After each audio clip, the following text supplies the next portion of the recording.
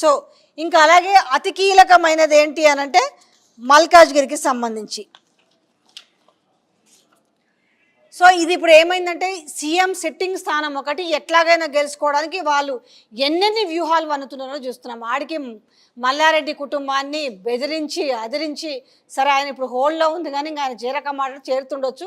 మొత్తానికైతే ఆయన పోటీ నుంచి తప్పుకున్నాడు. బీఆర్ఎస్ నుంచి అయితే మరి రాగిడి లక్ష్మారెడ్డికి సీట్ ఇచ్చిరు, బీజేపీ నుంచి ఏమో మరి ఈటలకు ఇచ్చిరు, ఇంకా కాంగ్రెస్ నుంచి మరి మర్రి జనార్దన్ రెడ్డి అంటారు, లేకపోతే వాళ్ళ కంచర్ల చంద్రశేఖర్ రెడ్డి అల్లు అర్జున్ వాళ్ళ మామ అంటారు, ఇంకా కాంగ్రెస్ ఎవరనేది తెలీదు.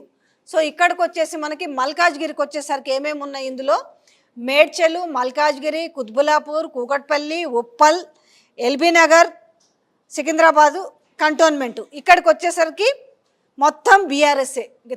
మనకి మేడ్చల్, మల్కాజ్గిరి, కుత్బులాపూర్, కూకట్పల్లి, ఉప్పల్, ఎల్బీ నగర్, సికింద్రాబాద్ కంటోన్మెంట్ ఇవన్నీ కూడా.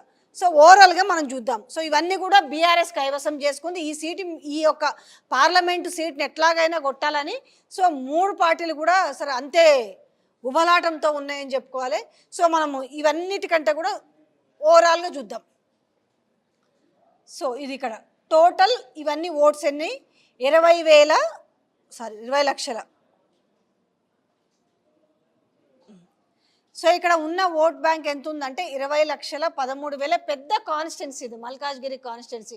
అన్ని వర్గాల వాళ్ళు ఉంటారు, అన్ని ప్రాంతాల వాళ్ళు ఉంటారు. మిక్స్డ్ కాన్స్టిట్యున్సీ ఏదైనా ఉంది అని అంటే అతిపెద్ద బిగ్గెస్ట్ కాన్స్టిట్యున్సీ. 20,13,062 ఓట్లు ఉన్నాయి. సో ఇక్కడ బీఆర్ఎస్కి వచ్చిన ఓట్ బ్యాంక్ ఓట్లు ఏంటంటే 9,38,064. సో పార్లమెంట్ నియోజకవర్గం చాలా పెద్దది. ఇందులో ఉన్న ఓవరాల్ కాన్స్టిట్యున్సీస్ అన్నీ కలుపుకుంటే బీఆర్ఎస్కి పోలైన ఓట్లు వచ్చేసి 9,38,064 ఓట్లు. సో ఇక్కడ ఓట్ పర్సంటేజ్ చూసుకుంటే 46.60% ఉంది. ఇక్కడ వీళ్ళకి వచ్చిన కాంగ్రెస్కి పోలైన ఓట్లు వచ్చేసి కాంగ్ వచ్చినవి 5,82,914 ఓట్లు.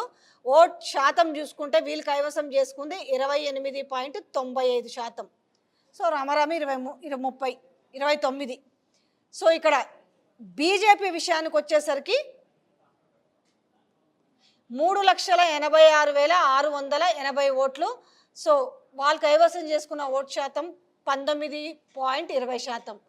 సో ఇక్కడ బీఎస్పీకి వచ్చేసి 1,05,504 ఓట్లు, వాళ్ళకు వచ్చేసి 5.23%. అయితే ఏదైతే వీళ్ళ శాతం కాస్త మరి ఇక్కడ ఎవరెవరు అటు బీజేపీ, ఇటు కాంగ్రెస్, ఇటు బీఆర్ఎస్ తీసుకుంటుందా లేదు, ఈయన ఇప్పటికైతే పొత్తు ఈ ఎంపీ ఎలక్షన్స్ వరకు పెట్టుకున్నారు కాబట్టి ఓన్లీ స్ట్రైట్ అవే వీళ్ళొక్కరికే వస్తుందా? సో ఇది రానున్న రోజులో చూడాలి. సో అయితే ఎవరెవరి మధ్యలో ఇక్కడ కూడా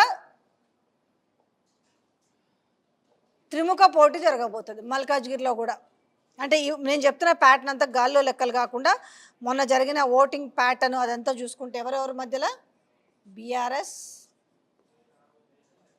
వర్సెస్ బీజేపీ అండ్ కాంగ్రెస్.